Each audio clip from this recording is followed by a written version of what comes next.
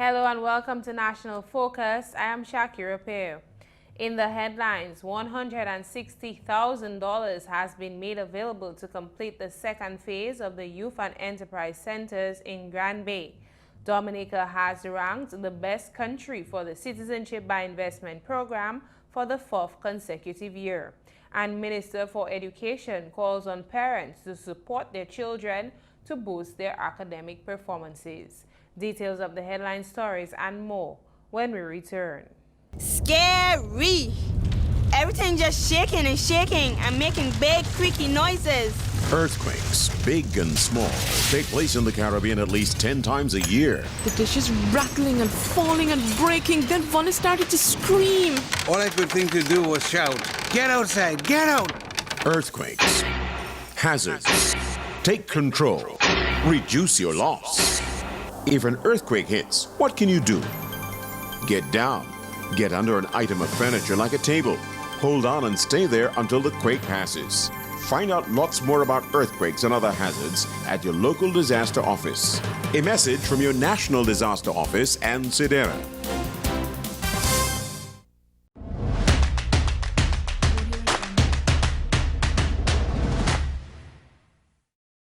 Welcome back.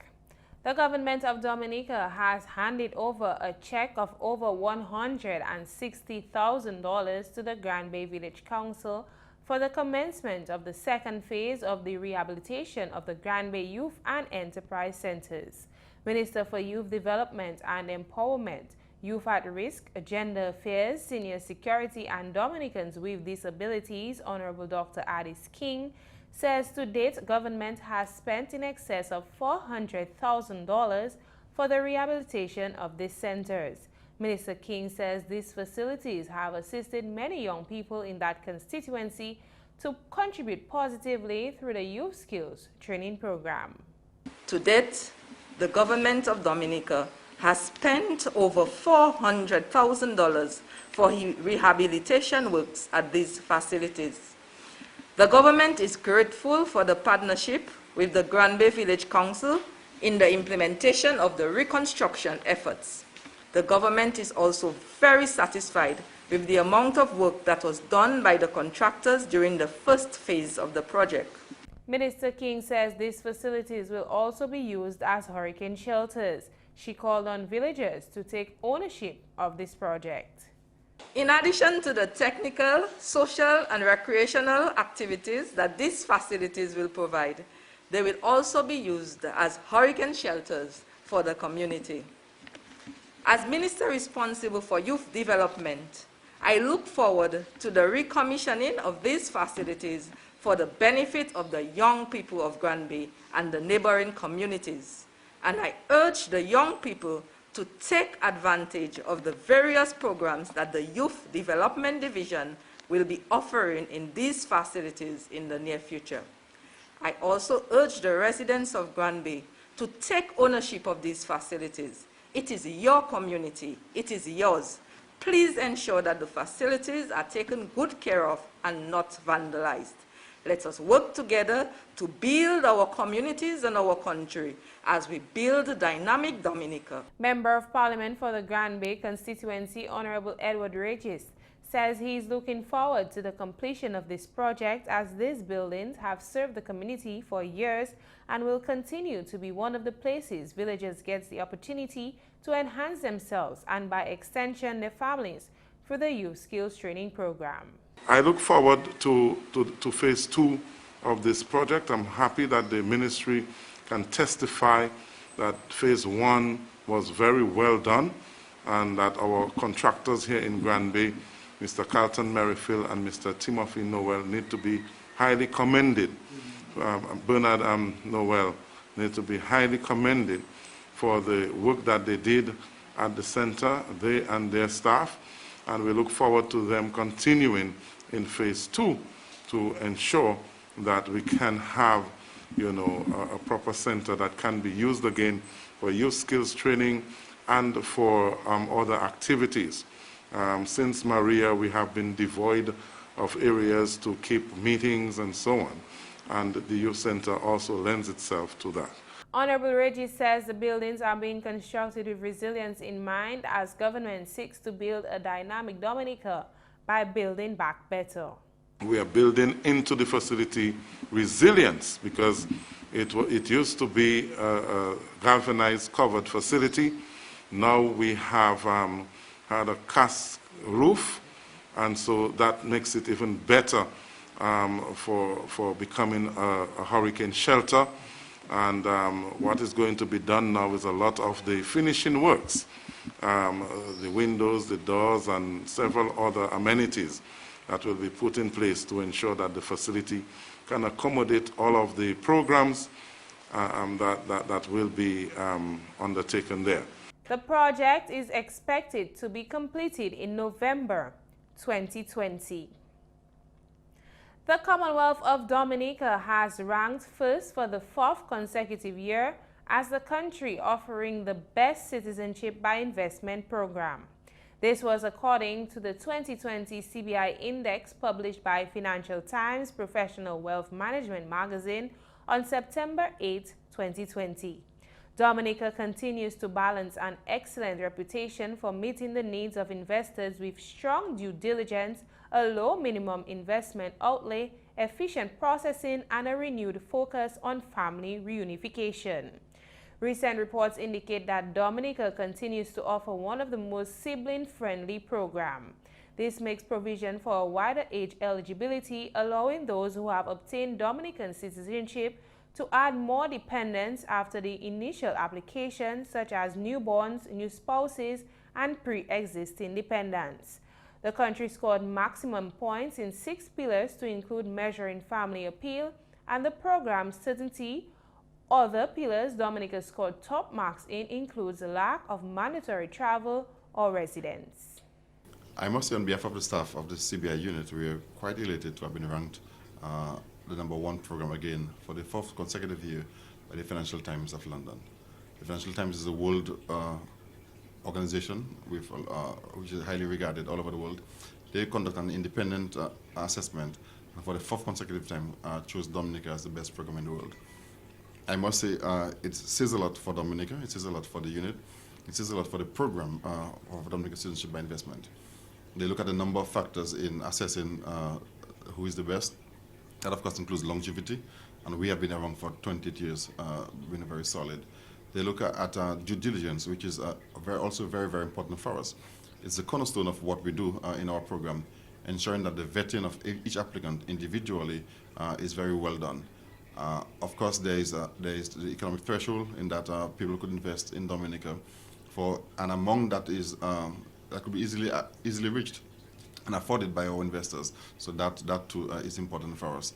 And our passport index, that is the number of countries our citizens, our Dominicans can travel with a Dominican passport, is amazing. We've moved from 120 to now 140, and we will be increasing shortly. So really and truly, the value of what we do is highly recognized. The Citizenship by Investment program was established in 1993 and aims to boost foreign economic contributions to Dominica in order to expand its economy and meet the demands of the modern competitive global markets. The Castle Bruce Secondary School will soon see the construction and equipping of an over $630,000 production facility. Kavya John reports. The production facility will be built under the Basic Needs Trust Fund 9th program. A contract signing ceremony was held on Friday, September 4, 2020. The contract has been awarded to Construction and Industrial Equipment Limited. Permanent Secretary in the Ministry of Sports, Culture and Community Development, Lucian Blackmore, says this project will benefit all citizens residing in Castle Bruce and its surrounding areas. It is a very gratifying and significant occasion for all of us associated with this project in one way or another, since we are fully aware of how tangibly this project will positively impact the lives of families stretching from the Carinago territory to Petit Soufrière. I say this because while the project is essentially providing technical and vocational education training, TVET, for ensuring that students fulfill the TVET syllabus, Nevertheless, we must be equally mindful that it will directly be contributing to the nutritional health, technical knowledge, entrepreneurial skills, and livelihood of the kids. Project Manager at the Basic Need Trust Fund, Mr. Matthew Carrett, says BNTF seeks to build capacity in rural areas. With the Basic Needs Fund, Trust Fund 9 program, we continue to invest in rural communities as we seek to empower and build capacity and improve access to basic services in needy communities. And today's activity is no different. Mr. Carrett gave an overview of what the project will entail. The production facility entails the construction of a chicken coop, approximately 20 feet by 25 feet. It is a concrete structure with a timber and galvanized roof. It's going to be properly finished, the plastering, painting, waterproofing of the floors. We'll provide troughs and feeders. And additionally, provision is made for small cages, hatching pens, and breeding pens, and the associated plumbing and electrical works. The second component is the construction of a slaughterhouse, approximately 30 feet by 32 feet. It's also a concrete structure with a timber and metal roof. We have similar finishes like painting and plastering, the plumbing and electrical works. And we also provide for the installation of waste basins, aluminum tables, and knife sanitizers. The BNTF will also be building 2 greenhouses for the school at a cost of over $48,000. In addition to these works, BNTF is also providing complementary support. They are not part of the contract, but they are associated works. And that includes the provision and installation of 2 greenhouses to assist with agricultural program. To the extent that a contract has already been signed with a supplier, Natural Farming and Water Solutions, for the supply and installation of 2 greenhouses at a cost of $48,826. We spoke to the supplier recently, and things are in motion, and we anticipate that soon we'll be ready for the installation of these greenhouses. Minister for Education, Human Resource Planning, Vocational Training and National Excellence, and Member of Parliament for the Cassibros constituency, Honorable Octavia Alfred, says the BNTF has greatly supported the ministry over the years. The BNTF has, over the years, extended significant support to the Ministry of Education and indeed has made its mark on this country's social and economic development. With a focus on education and human resource development, as well as the general improvements of livelihoods, we continue to see the impact of the fund across Dominica. I wish once again on this occasion to extend our deepest gratitude to the BNTF for facilitating these improvements to physical structures of our schools. And as an educator, I know that the physical environment of the school is important because of the contribution that safe, clean, and comfortable surroundings can make to the students' learning. The Education Minister says the ministry, staff, students, and residents welcome this assistance from the BNTF. The assistance of the BNTF will come in handy, not only to prepare our students for CXC, but also to present the opportunity to engage in fundraising for the school. We welcome this assistance, which will allow for students to engage in animal husbandry and sell their produce to the community. This project will not only touch the lives of the Cassibruce constituents, from Good Hope all the way down to Cassibruce, all the way up to Formel, but it will also touch the lives of people from the Lapland constituency, because we have Lapland students here, the Grand Fork constituency, because we have Grand Fork students here, and the Salivia constituency, because that's where they come. And whatever happened there, they're going home with their share. Minister with Responsibility for Community Development, Honorable Roslyn Paul says this BNTF project will provide better opportunities for students. The Cassibruce Secondary School offers plant and animal husbandry as part of its agricultural science curriculum. And they started even before Hurricane Maria.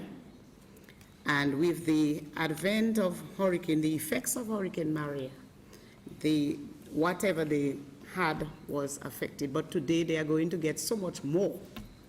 So it's not only we are going to rebuild, but we are going to rebuild better and in a more sustainable manner. The project will definitely provide better opportunity for the children, the students who will benefit in terms of the CXC, Caribbean Vocational Qualification, that's CVQ, and also TVET. Kuvia John for the Government Information Service. The Minister for Education, Human Resource Planning, Vocational Training and National Excellence, Honorable Octavia Alfred, has called on parents to support their children in their academic endeavors. Minister Alfred says the support of a parent can make a difference in a child's academic life. The minister told parents that being involved, they will be able to recognize if something is affecting the child. Parents, you can support your children. You yourself have no excuse not to support your children. Even if you didn't go to high school, you can support your children. You know what is 30%. And you know what is 90%. So even if you didn't go to high school, when your child comes home with 30%, you know that's something not so right. You know the difference between a cross and a tick. You don't even need anything to know that. And sometimes all it needs is that you just sit up with the child on the table while he or she is doing his assignment. Support your children. The Education Minister encouraged parents to celebrate the achievements of their children. Cook for your children. One of the reasons why we spend a lot of money sometimes because we do not cook at home. Cook for your children. Because the food that will cost $25 could work, that $25 could give the family breakfast for 2 days, baby free. So cook. Compliment them. When your child dress, you have to tell your child, swag, let me see. Turn. And put the shirt in the pants a little more. Wow, you look good, you look all right. Compliment them. Compliment your girls. Compliment your boys. Because the children go out and everybody tell them how beautiful they are, but at home only criticism. Compliment your child. Care for your child. Counsel your child. Celebrate your child. Meanwhile, Member of Parliament for the Rosal Central constituency, Honorable Melissa Skerritt, says the development of a child requires the collaboration of the parents, the school, and the students. Too many times we have underachievers who would perform much better if they were taught that excellence should be a lifestyle. We need to push our children to make excellence a habit. Research shows that when parents are involved in their children's education, the children are more engaged with their schoolwork, they stay in school longer, and they achieve better learning outcomes. I want you to encourage them. Give them positive words of affirmations. Help your children to create a timeline with goals and ensure that these goals are achieved. The Rosal Central MP urged parents to encourage their children to always strive for the best. We need to teach our children that high standards should be set and nothing less than the best should be the goal. Students, you are your own cheerleader. Set your goals and smash them. Keep challenging yourself every day to be your best. Say to yourself, I am smart. I will do great at school. I can do hard things. I believe in myself. I am proud of myself. I am better every single day, no matter what the world thinks of me, because each day is a fresh start. You're watching National Focus. More when we return.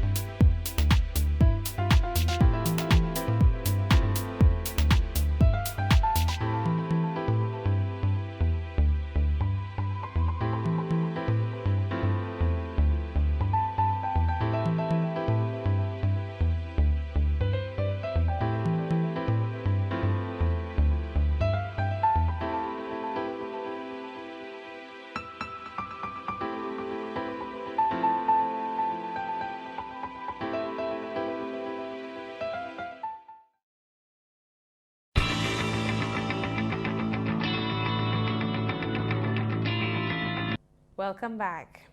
The Ministry of Sports, Culture and Community Development held a contract signing ceremony for one of the many projects under the Basic Needs Trust Fund BNTF 9 project on Wednesday, September 3, 2020. Octavia Prosper has more in this report. The contract, which is in excess of $540,000, was awarded to Millennium Land Company Limited for the construction of the Mount Prosper Primary School security and sports facility upgrade. Prime Minister Honorable Roosevelt Skerrit says upgrading the facility represents the importance of a school in small communities. We understand and appreciate as a government the importance of a school facility in small communities. And no matter how small the population of the school is, we treat these schools as if it was a massive school and so forth, because education is important, access to education is important, and we to ensure that we can have these school plants upgraded. And as Mr. Card indicated, recognizing that this is also a shared facility with regards to the basketball court, and the necessary arrangements have been made to allow the community to have access to the facility, but primarily during school hours, it will be for the students and staff. Project Manager of the Basic Needs Trust Fund, Mr. Matthew Carrett, says the upgrade of the sports facility will assist with creating harmony in the Mount Prosper community. One of the things that we discussed in conceptualizing this new project is what ways can we build up the community relationships in Mount Prosper. One thing that we are aware of, which happens in Mount Prosper, as in some other communities, is that the school compound, or school playing ground, is often the communal playing ground. This happens a lot. So how best do we create that harmony in the community where everybody can benefit? Mr. Carrett says the upgrade will include the installation of boundary fencing and the construction of a reinforced concrete block wall. Essentially, the project includes installation of boundary fence, chain link fence, to completely enclose the primary school and preschool from the community facilities. It involves construction of reinforced concrete block walls with the chain link fence on top. There's a playing ground, and we are also going to upgrade that playing area and give it its own fencing.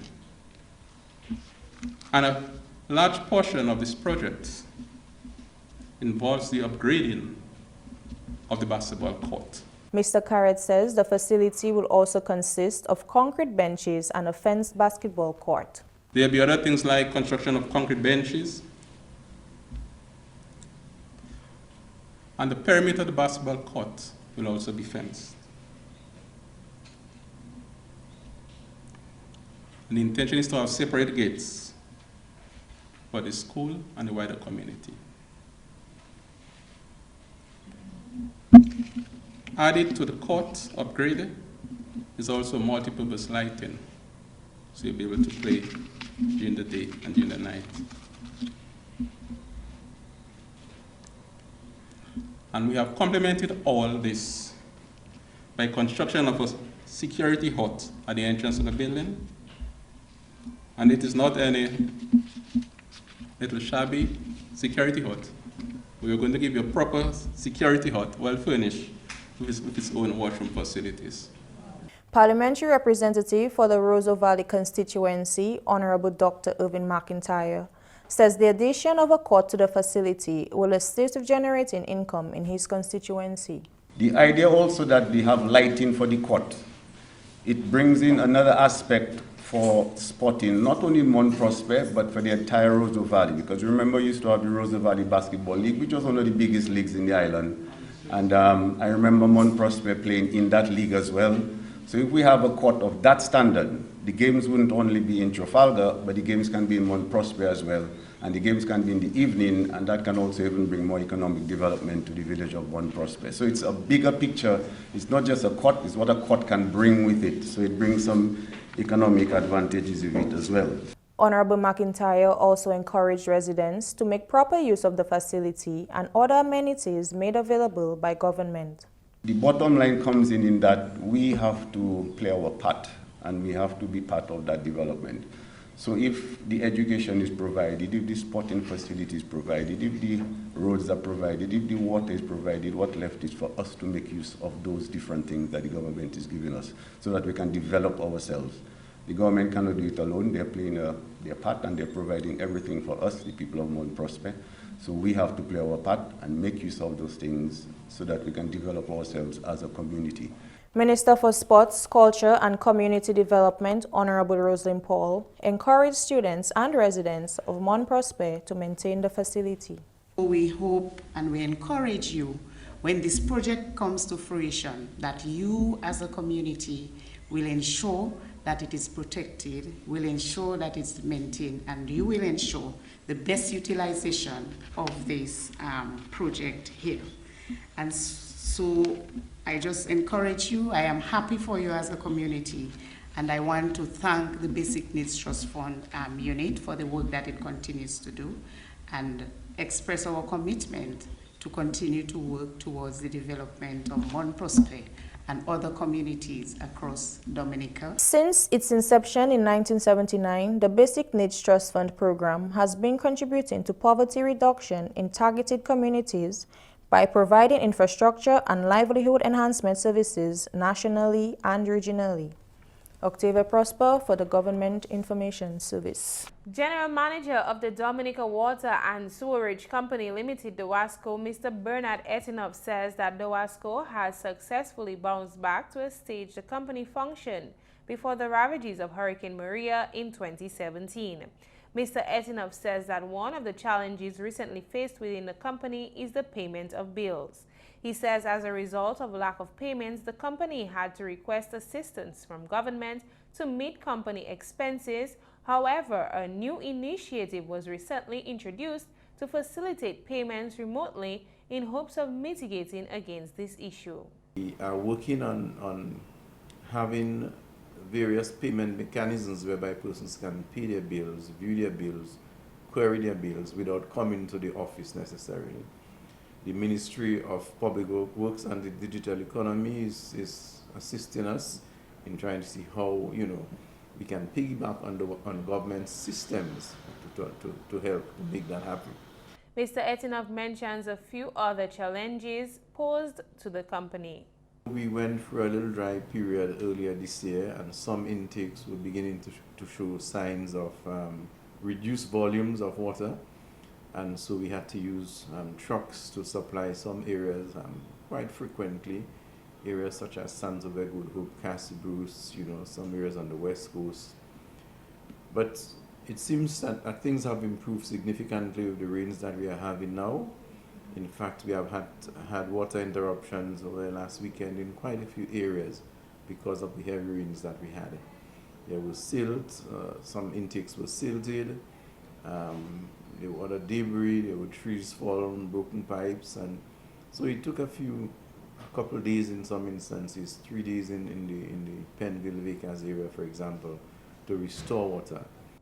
The general manager of the WASCO commends his staff for their tireless efforts in solving these minor setbacks. Mr. Etinov says that challenges will always arise. However, the company is committed to serving the public. September 1 to October 1, 2020 is being recognized as the month of the elderly under the theme, The Elderly Surviving the Pandemic. The Executive Director of the Dominica Council on Aging, Mrs. Ophelia Marie, says the observance of Grandparents' Day on September 13, 2020 is the highlight of the month's activities. There are certain aspects of the program that really knock us. One of them is the Feast of Grandparents, Grandparents' Day, which is on the 13th. It is a day when people in church or elsewhere pay respects and recognize the work that grandparents have been and are still doing among us. And so the churches sometimes give you a little plaque saying Happy Grandparents' Day. Sometimes there are little raffles, there are prayers, and the grandparents put on their nice dandan, as we say in local parlance, in recognizing that they have a role to play and that they are playing it very well. Our programs, our families all have grandparents, and we know what they represent within the families. When the children were at home, because now they're back at school, they were there with grandparents. And those grandparents were not just sitting and allowing life to pass them by. They were busy, on guard, listening to and watching those children, and we appreciate them for that. And that day, the 13th, is the day that we're going to say thank you to them. Mrs. Marie says on September 18, 2020, the Council will host a virtual health talk with Dr. Dorian Chillingford as the keynote speaker, in line with the theme, The Elderly Surviving the Pandemic. On the 18th, we are going to have a special talk by the chairman of the National Health Commission, and that is Dr. Dorian Chillingford, who is somebody who has worked in all aspects of health for all of his years as a doctor here, and now he's heading that commission with a view to drawing attention to the importance of our health. Well, COVID kind of forced us to do that, but he is putting, if you like, his thoughts into our ears so that we hear what he has to say about what has happened, what is happening now with COVID, how we should perhaps learn to live with COVID, because we don't know how long it's going to be, and perhaps what aspects of our life COVID will change. So what adjustments we might have to make given this COVID story. Mrs. Marie says the DCOA plays an integral role in assisting the elderly in accessing programs such as Yes We Care, the National Employment Program, and the Over 70 benefits. We need to tell you that the Council on Aging, under the presidency of Mr. Evander Joseph, was instrumental in formulating the Yes We Care concept and the program. The council was also brought in when there was talk about the NEP and any social program of that nature. It was the council, for example, who got deductions and 0% fees for senior citizens at the hospital. So the council has been providing an advocacy role as far as those things are concerned. When it comes to Yes We Care and NEP and the social welfare program, the council works as a referring agency. People come and ask us questions. Who do you think can help us for this particular difficulty with this senior? Who can fix this for us? We recommend who they can go to, so we play that kind of role. Mrs. Murray says senior citizens are part of our national life and therefore inclusivity is important to them. Seniors are not, and I want to repeat that, seniors are not people who are just close to the grave. They don't sit and let life pass by. They are involved in our national life. They have things to say. They want to be part of anything that is being planned for them.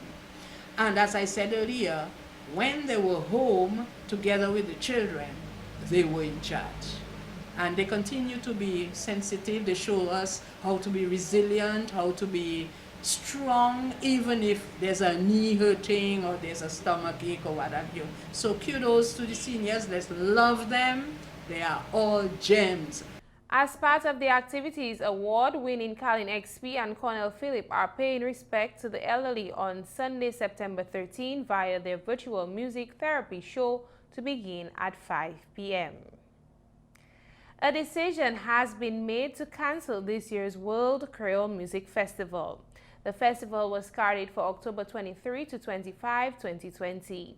The Ministry of Tourism, International Transport and Maritime Initiatives through the Discover Dominica Authority, DDA, has been monitoring the COVID-19 pandemic across the globe in order to finalize their decision for the staging of the festival.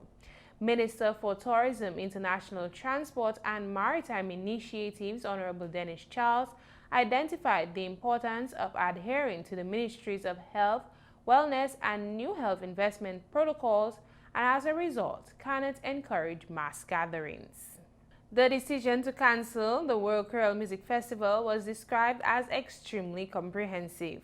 A thorough virtual consultation was held amongst 40 stakeholders, all of whom have contributed to the implementation and success of the festival over the years. CEO of the Discover Dominica Authority, Mr. Colin Piper, says the decision to cancel the festival was not an easy one, but many factors led to this decision. If you look at the source markets from which most of the patrons come, you have Guadeloupe, you have Martinique, and you have the US and you have the UK, where a number of Dominican residents would come back, all of which currently are classified as high risk. And so we must now be concerned about the safety and security of Dominican residents. And with people coming back from high-risk classified countries, there may be a higher probability or likelihood that they would import incidents of the virus with them. And so that's another reason for the responsible decision to cancel the World Creole Music Festival. Mr. Piper says that the government of Dominica had to reprioritize expenses as a result of the COVID-19 pandemic, which impacted their decision to cancel the festival. So funding that may have been previously allocated to events would now have to be reprioritized to health. Similarly, we have sponsors and partners who, as a result of this situation, are experiencing some economic hardship. And so it would be unlikely that we would get the support that we normally get in instances like that. So there would be a heavier burden on the government and on the Discover Dominica Authority. And that's another reason for the responsible decision. What we must now do is look at ways in which this situation now is changing things for us.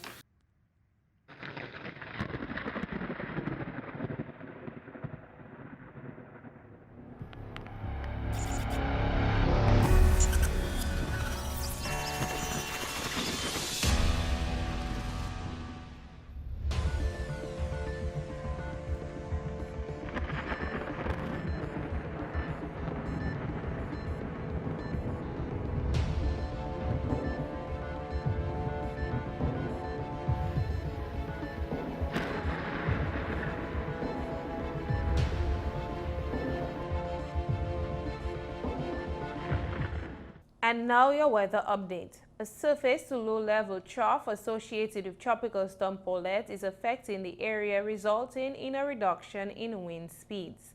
This is expected to trigger some localized showers and possible isolated thunderstorm activity across parts of the island chain during the next 24 hours. Tropical Storm Paulette and Tropical Storm Rene continue their west-northwestward track over the tropical Atlantic. Based on current projected paths, these storms are not expected to pose a direct threat to Dominica. Meanwhile, a westward moving tropical wave located in the far eastern Atlantic is producing a large area of disorganized showers and thunderstorms.